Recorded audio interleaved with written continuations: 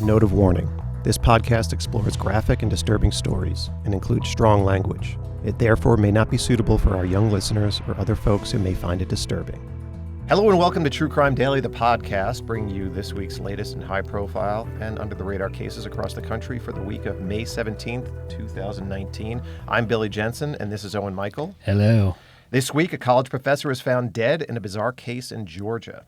A Carnival worker is accused of a 3-week killing spree in Virginia. An airline pilot is arrested for triple murder in a Kentucky airport, and an Uber driver is arrested in Pittsburgh. But first, gruesome details are coming to light about a pregnant mother who went missing in Chicago. Owen, what's going on in the Ochoa-Lopez case? This is developing by the hour this week. You may or may not have heard about this case, which is why we're here to tell you about it. This is Marlen Ochoa-Lopez. She was 9 months pregnant when she was last seen on April 23rd. After classes that Tuesday, April 23rd, at a charter school in Chicago, the 19-year-old woman drove to a house on West 77th Place in the city, about 9 miles away from where she was taking classes. She had been communicating with a 46-year-old woman on a Facebook group and had arranged to pick up some items for her baby. She wrote, Marlen Ochoa-Lopez wrote to this woman as part of this group, "Due to the fact that I'm in school right now and can't work at the moment, I can't afford to buy the rest of the things since I'm short on cash right now," Marlen wrote.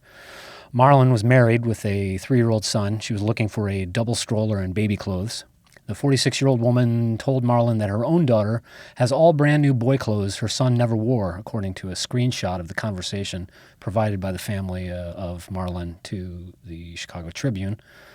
The woman told Marlen her daughter had 2 baby showers. She was happy to share. She had a lot of items that were never used. Marlen Ochoa-Lopez did not pick up her 3-year-old son from daycare that afternoon, April 23rd, the Chicago Sun-Times reports. So neighbors said that on the same day, April 23rd, at about 6 p.m., a 46-year-old woman who lives at the house on 77th Place came out into the yard screaming that she had just delivered a baby boy who wasn't breathing.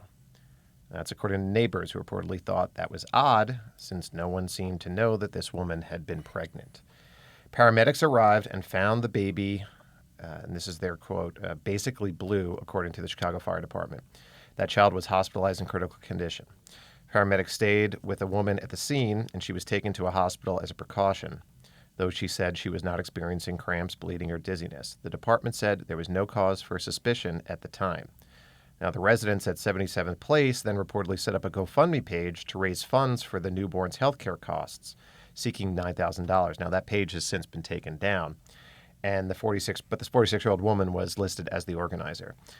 Marlene's due date was May 5th. Now, on May 8th, 2 weeks after she went missing, her Honda Civic, Marlene's Honda Civic, was found parked about 0.3 of a mile just around the block from the residence at West 77th Place, where all this had taken place. It had parking tickets on the car, and the Tribune reports neighbors had seen the car around the neighborhood.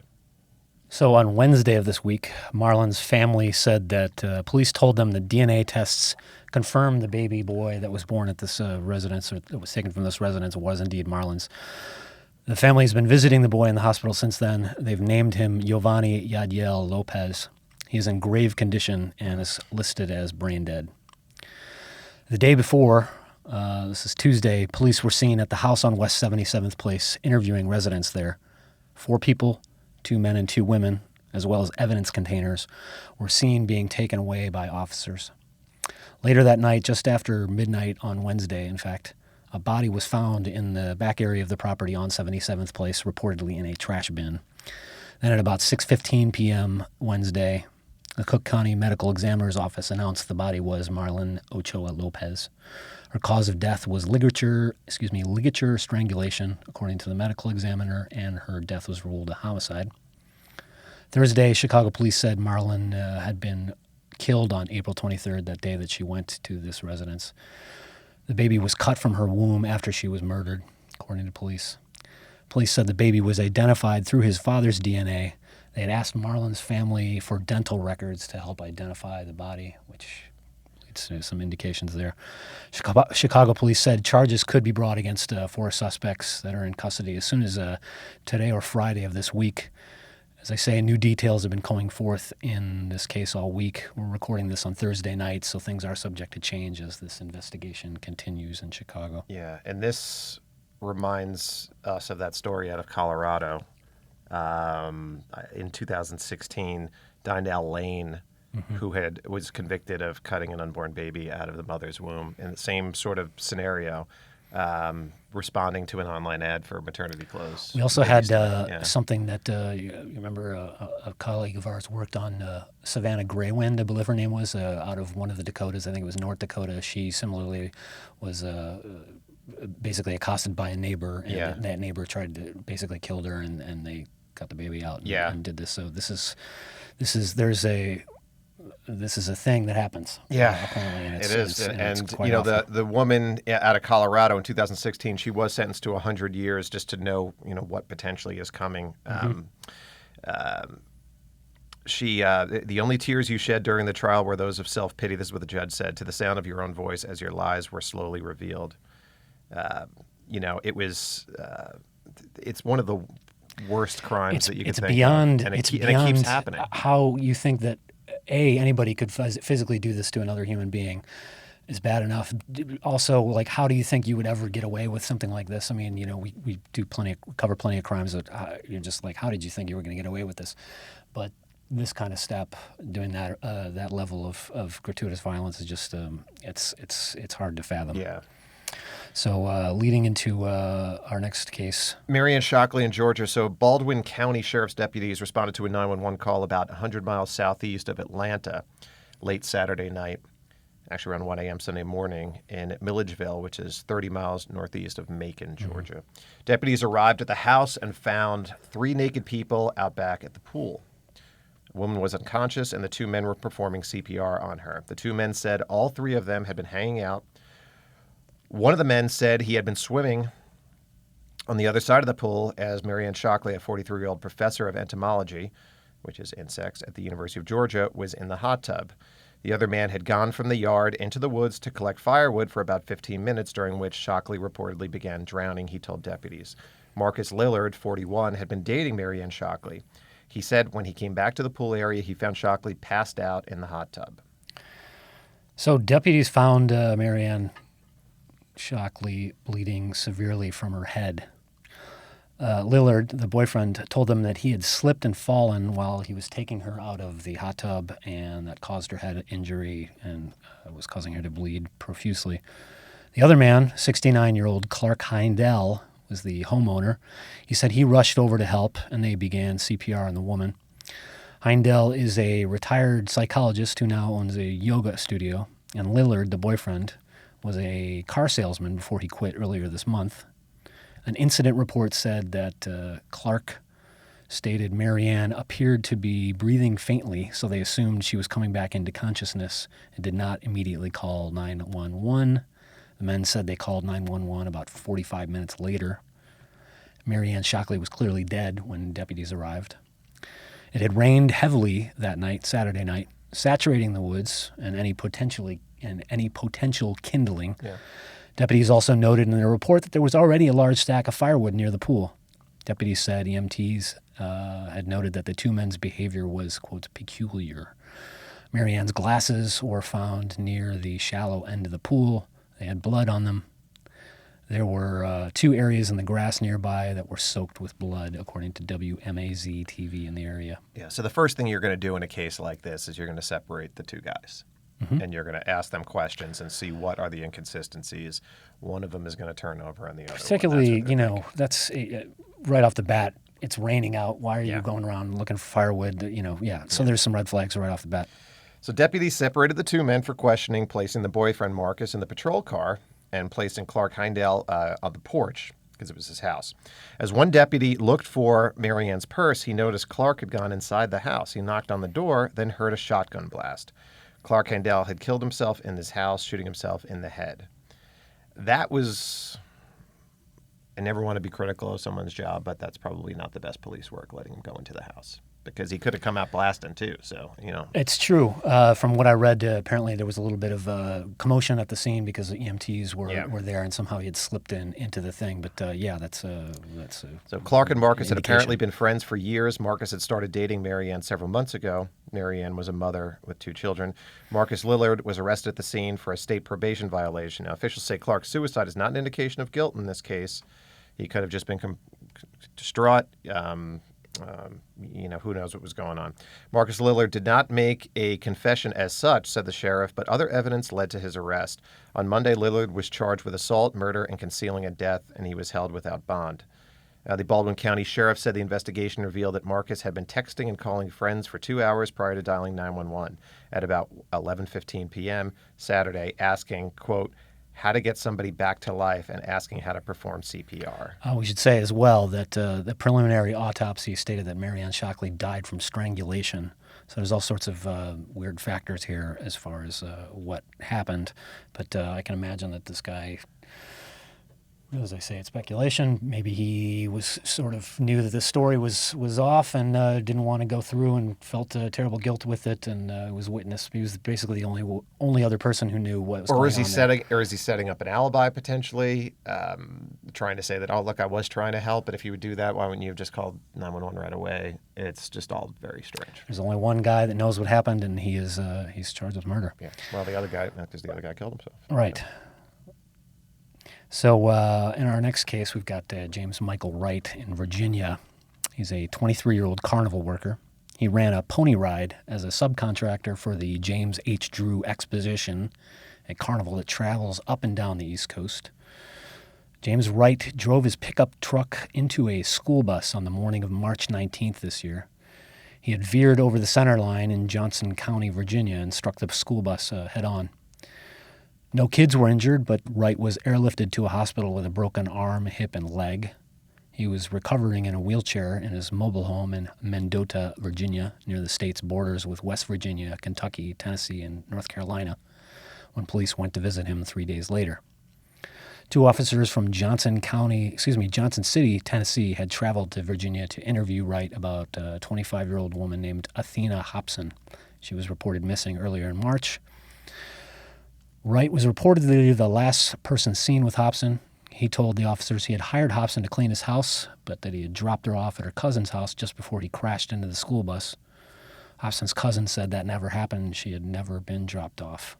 Wright gave consent for them to search his room in the home, where they found items belonging to another woman who later became part of the investigation. That interview led to a warrant for a search of James Wright's demolished truck. Athena Hobson's cell phone was found inside that truck. Then that led to a search of Wright's house and the property around the house. And on or near the property, investigators found 2 dead bodies, one in a shallow grave, another underneath a pile of logs. They were identified as 22-year-old Elizabeth Van Meter of Tennessee and 17-year-old Jocelyn Alsop of Georgia. Autopsies are still pending. Authorities say James Wright confessed on May 9th to murdering 3 people. Elizabeth Van Meter, the 22-year-old, was last seen in February. Some of the stuff that was found in her room had the name on it. She was reported missing on March 17th by a woman who said Van Meter had left with a man named James Wright. Family members said Van Meter met Wright at the Carnival, where she's said to have hung out. Wright reportedly confessed that he got into an argument with her and shot her on February 28th and buried her outside his home. Van Meter's family says she was cognitively disabled with the mental capacity of a 13-year-old, according to the Washington Post. And Wright said the shooting was an accident. So the 17-year-old Jocelyn Alsop was reported missing on March 8th. She reportedly met Wright at the North Georgia State Fair, where her father worked. She apparently traveled with Wright back to his home. He told police he and Alsop had sex in the woods near his residence on March 9th, where he shot her. He said he had been trying to shoot an animal, but accidentally struck her instead. Mm-hmm. He then allegedly placed her body underneath a stack of logs near the house. Police think that Athena Hobson, the 25-year-old, met James Wright at the traveling carnival as well. Her family said they were struggling financially and that Wright would periodically come by to pick up Athena to clean his house for money, then drop her back off at her Tennessee apartment, which is about 40 miles south of his Virginia residence. Wright reportedly confessed that he and Athena were going for a walk in the woods when he tripped and shot her in the head. He told police he tripped again and accidentally shot her again. So he told them that he tripped twice and shot her twice, both accidentally. This is the third time. Okay. Athena Hobson's remains have not yet been located. Wright claims that he put her in the back of his truck after accidentally shooting her twice to take her to the hospital. But on the way, she rolled out of the truck bed onto a river embankment where he says he got out and he put her body in the water, realizing she was dead. The Washington County Sheriff said they are working with the Carnival to check other locations for other possible missing persons in those areas. He said they consider James Wright a serial killer, which he is. He used a .22 caliber rifle in each of the 3 shootings, authorities say. This individual killed 3 women in an 18-day period, said Sheriff Fred Newman. The accident he had 2 days after the last killing certainly put an end to that series of incidents. He said they don't believe Wright intended to harm himself in the crash. Now, James Wright is charged with 3 counts of capital murder and concealing a dead body. He's held without bail, and prosecutors have said they may seek the death penalty in the case. This was the second of 2. Well, first of all, the stories that this guy's coming up with and the excuses, the tripping, it's a lot of accidental shooting. Accidental shooting and tripping with a rifle too, not just. You're carrying around a little rifle. It sure seems handy. He's very klutz, accident prone. I'm wondering about this head-on crash. You know, the police say they don't think that he did it on purpose, but it's who can say whether it's guilt or whether he was just not paying attention. He happens to hit a school bus. Mm-hmm. So almost seems like sociopathic behavior. Mm-hmm. But A, thank goodness none of the kids were hurt, and B, thank goodness he got in this accident because that seems to have helped get some details going in this investigation for authorities, as well as stopped him in whatever. No, as soon as you hear school bus serial killer, you go and you think back to think Dirty Harry. Remember Dirty Harry? Remember he was a serial killer, killing people with a rifle, and then he carjacks a school bus with all these kids. Clint Eastwood. For our younger viewers. Yes. But this was not the only Carnival story. We had another Carnival story, and it was Carnival Mafia. A so-called Carnival Mafia. Now, we're going to get into whether there is one or not. She pled guilty in the Kansas Fair vendor's death. So, a Texas woman admitted her role in the deaths of a couple who were killed at a Kansas fair after one suspect ordered the killings as part of a, quote, Carnival Mafia initiation. And her name is Christine Tenney, and this came from KFSM. She was 39. She pled guilty to aggravated robbery and obstruction of justice. She was charged after the July 2018 deaths of Alfred Sonny Carpenter and Pauline Carpenter at the Barton County Fair in Kansas, where they were vendors. And investigators ended, the story ended with investigators say there is no Carnival Mafia. So far. Yeah. Never say never. Yeah, I mean, we've got a serial killer, and we got this other nothing thing going on. Strikes fear into your heart like thinking about a murder initiation into a Carnival Mafia. That's got a lot of elements I don't want to be a part of. Yeah. But, I can't remember the last time I went to a carnival. You know what? There was a carnival over there on Moore Park, and I almost went over to it, and then it was gone. And I was like, because I love playing the games. Yeah. And I actually once did a interview with, talking to the carnies, and I did a story about it. And it was a carnival, but also had a freak show area too, and it was. You don't see as many of those. It was incredibly interesting, but the lifestyle is very much it's a transient population. You're moving from one place to another. Drifter. And you are, he was telling me some of the stuff. This one guy, I remember his name was Dutchman. Just call me Dutchman, and he ran the BB gun thing. The BB gun one where they have the star and then you got to shoot out, which is really impossible to do. Right. He was telling me how one guy once shot him with the BB gun, all this kind of stuff that was that goes on, and not necessarily the best stuff that you're going to see out there in the car. On the other hand, you do get to pick your own nickname. You do, I guess. Yeah. Our next story is out of Kentucky, similar region there. Not no carnival in this one. This is about a man called Christian Kit Martin, who's 51 years old. He's a pilot for an American Airlines subsidiary called PSA Airlines, which is a part of the American Eagle brand for a few frequent travelers. Christian Martin was arrested at Louisville's Muhammad Ali International Airport on Saturday, May 11th. Martin is accused of killing 3 people in Kentucky in 2015. On November 18th, 2015, a 59-year-old man named Calvin Phillips was found shot to death in the cellar of his house in Pembroke, Kentucky. Phillips' wife, Pamela, and their neighbor, Edward Dansereau, were found in a burned-out car in a cornfield in the same area that same day. Christian Martin and the Phillips family were neighbors when Christian Martin was on trial in a court-martial in December 2015. Martin was an Army major at the time. He was accused by several juvenile witnesses of physical and sexual abuse going back to 2008. He was also accused by his wife of mishandling classified information during his time in the Army. Christian Martin had served in the Army and the Army Reserves for about 30 years. He was accused of downloading, quotes, emails and a kill list, according to the Louisville Courier-Journal, while he was stationed in the Middle East. Martin's neighbor, Calvin Phillips, was scheduled to testify that December. Martin had described Phillips as his star witness in the case. However, Phillips' adult son told CNN that his father had evidence harmful to Martin's case. Martin's attorney said Phillips' testimony would have helped Martin, though Martin was expected to be a witness both for the prosecution and for the defense. Calvin Phillips was killed before he could testify. Months later, in May of 2016, Christian Martin was acquitted of the sexual assault charges, but was found guilty of mishandling classified information and of 2 counts of simple assault. He was dismissed from the Army, the equivalent of a dishonorable discharge, and was sentenced to 90 days in jail. After that, Martin moved to North Carolina. In 2018, Martin began working as a pilot for American Airlines after passing a TSA background check. Apparently, a simple assault does not disqualify a potential pilot, the airline told CBS News, since it's not actually reported as a felony. So, Christian Martin was arrested at the airport this weekend about an hour before he was scheduled to fly a plane to Charlotte, North Carolina. His booking photo shows him still wearing his pilot's uniform. He's indicted on 3 counts of murder, counts of arson, burglary, and tampering with evidence as well. The indictment alleges Martin broke into the Phillips house in November 2015, shot and killed the 3 victims, then loaded the bodies of Pamela Phillips and Edward Dansereau into a car, which he allegedly then drove to a cornfield and set on fire.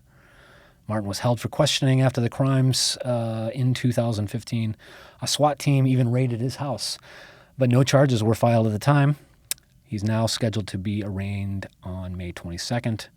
Incidentally, Christian Martin told WSMV that he and his wife had their marriage voided about 3 years before the murders because his wife was actually still married to another man. He also told the station he was sure this woman, his not wife, was having an affair with Calvin Phillips, his neighbor. She later admitted to bigamy, but denied any affair with Phillips. The Kentucky Attorney General has not elaborated on what brought about the recent indictment and Saturday's arrest, saying he couldn't comment on evidence. Okay, we're going to go to Pittsburgh now. Richard Lomete, an Uber rideshare case out of Pittsburgh. Richard Lomete is a 36-year-old Penn State University professor, and he also drives an Uber. Lomete was arrested Saturday afternoon following an incident in which 2 women accused their Uber driver of harassment and false imprisonment. So at about 1:30 a.m. on Saturday, 2 women summoned an Uber for a trip from Homewood to Penn Hills, which is a distance about 45 miles in a north of Pittsburgh, according to the Pittsburgh police. Now, they were picked up by a man in a 2013 Ford Fusion, later identified as Richard Lomete. One of the women later told police that as they were driving, the driver ignored GPS map instructions on the app, then allegedly made repeated comments about how good the women looked. He allegedly told them that he was single and that he wanted to, quote, get with them. As they approached their destination during this particular trip, Lomete allegedly pulled the vehicle over, put the car in park, locked the doors, and told both the women, "You're not going anywhere," according to the criminal complaint. The 2 women managed to escape the vehicle. It's unclear. They either slid out of a window or somehow managed to open the door. According to the police reports, that detail is not exactly clear, but they managed to get free. Police say one of the women then ran down the street yelling for help, looking for a bystander to call 911. This is late at night. Responding officers were unable to locate the vehicle at the scene, but the 2 women showed police their Uber app information about the ride, showing Richard Lomete's photograph along with his vehicle description and license plate number. Yeah. Police later located Lomete and arrested him on 2 charges each of harassment, kidnapping, and false imprisonment. Omateo was working as an assistant professor of information sciences and technology at a Penn State campus. He had previously worked as a part-time instructor at the University of Pittsburgh. He's no longer under contract there. Uber has since revoked his access to the app, and Penn State has barred him from campus. I should hope so. So we're starting to see a lot of these cases. When the case came up of the woman who got into a car that wasn't an Uber. Josephson. Yes. What What are the things that we're going to help with this? So people, a lot of, local TV stations are like, well, what can you do? The first thing is check the license plate number. That's always going to be the first thing. Then you get into the car and you kind of say, are you Donald? Are you whatever? But with this, those two things would have worked. Because it was the guy. It was the guy from the app. He was legit. The one thing, so you just don't know. You have no idea who you're getting into a car with, and also the child lock. If this was a child lock in there, another thing that they were showing us on those TV reports was to, before you get into the car, when you open up the door, check the child lock that's on the inside of the door, and then flip it up. Yeah. In the case of the Samantha Josephson, which was she was the University of South Carolina student who got into a car that she thought was her Uber, and the Uber driver allegedly murdered her within hours of being picked up. That one, the big push that they were going for was the "What's My Name" campaign that they wanted to make sure that you're always checking your app for the to match up the make and model of the car, as well as the license plate number, probably the most important thing. Usually a photo of the person, but as you approach the car, it's not a bad idea to say, if you're here to pick me up, what's my name?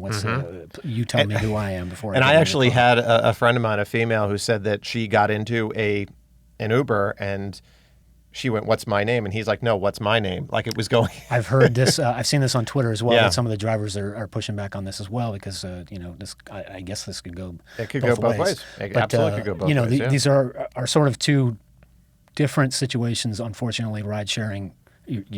One thing is, am I getting into the right car? But even if I am getting into the right car, there's still enough cases out there where some of these dudes and people are bad people. Yeah. And this is one of those cases. But this one was caught. For his alleged crime here, he was caught right away because. All that stuff. It was just kind of a dumb thing to do. They did the right thing, and they called the police, and they started it right then. So indeed, we'll see, and we'll follow that case, and we'll be following that on truecrimedaily.com. Always. So now it's time for comments. We get comments. We get a lot of comments. This one. Where do we get our comments? We get our comments on Facebook. We also get them on YouTube, but I mainly pull from Facebook because the YouTube comments are a little bit of a shit show. So we're really going Facebook more than less. There's a little bit more. Profanity. Profanity does tend to, as you just heard, does spill over a little bit into YouTube. But YouTube is also, unless you have some sort of an account, YouTube, you can comment anonymously. This is true. On Facebook, for most people, they're connected to that account. And I could, if you said something that was outrageous, we could go through and potentially find. Your employer. Well, that we would do that. Don't edit yourself. Don't edit yourself, though. But yes. But you know what? People behave a little bit more on Facebook than they behave on, say, Twitter or certainly. This is true, and on Facebook we do have more stories and more information than some of the stuff that we do on YouTube because video, obviously. That's right. So check out our Facebook page. It's True Crime Daily on Facebook, and we put tons of stories up there, and we love to hear from you. And so here's some of the this week's comments. This was from a story with the headline, "College Fraternity Suspended After Video Shows Puppy Being Forced to Drink from Keg." In this video, a 21-year-old man who reportedly owns the puppy and another man hold the dog to a keg and force beer into its mouth during a party at the A.E. Pie's off-campus house. The dog's owner could face an animal torture charge depending upon the results of the dog's blood work. They did relocate the dog for those who are concerned. He's no longer living in this fraternity house. So Ann B. said blood work or no blood work, they should be charged, and this happened in Hempstead, New York, by the way. They should be charged no matter what. That's cruelty to animals. We do have somebody that actually cursed. Christine H. said, college educated, quote unquote, shit for brains. Simple to the point.